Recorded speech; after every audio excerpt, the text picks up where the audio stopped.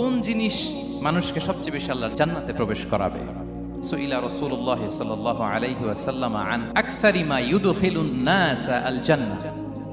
জিজ্ঞেস করা হলো, নবী, কোন জিনিস মানুষকে বেশি জান্নাতে ঢুকাবে? বিষ্ণু বললেন, তাকওয়াল্লাহ ওয়া হুসনুল খুলুক।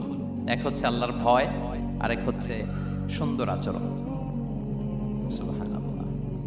তাহলে এই হাদিস থেকে বুঝলাম, যারা বেশি নামাজ পড়বে তারা বেশি জান্নাতে ঢুকবে, নাকি?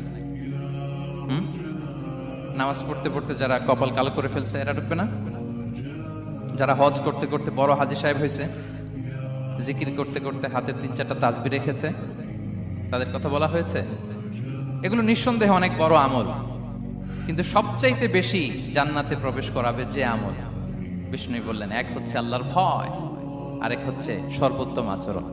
প্রিয় ভাইরা, ইসলামের মেজাজটাকে চিনে নেন, ইসলামের এসেন্সটাকে বুঝে নেন। আমরা ভালো আচরণকে গুরুত্ব দিতে চাই না।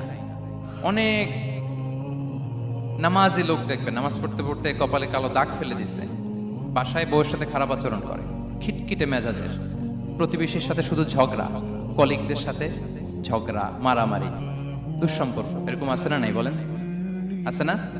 কিন্তু নামাজি, অনেক বড় হাজি, একদিনও কোরআন তেলাওয়াত মিস হয় না, তো এত ইবাদত করেও সে ইসলামের আসল এসেন্সটাকে ধরতে পারে না। বিষ্ণু বললেন, সবচেয়ে বেশি জান্নাতে প্রবেশ করাবে যে দুটি আমল, একটি হচ্ছে তাকওয়াল্লাহ, আল্লাহর ভয়, আরেকটি হচ্ছে উত্তম আচরণ, সর্বোত্তম আচরণ। তো আমরা যেন উত্তম আচরণের অধিকারী হই।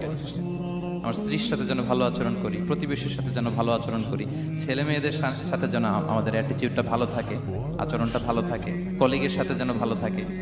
বিশ্বনবীর আচরণ যেমন ছিল তেমন আচরণ যেন আমরা গড়ে তুলতে পারি। আওয়াজ করে পড়ুন আমিন।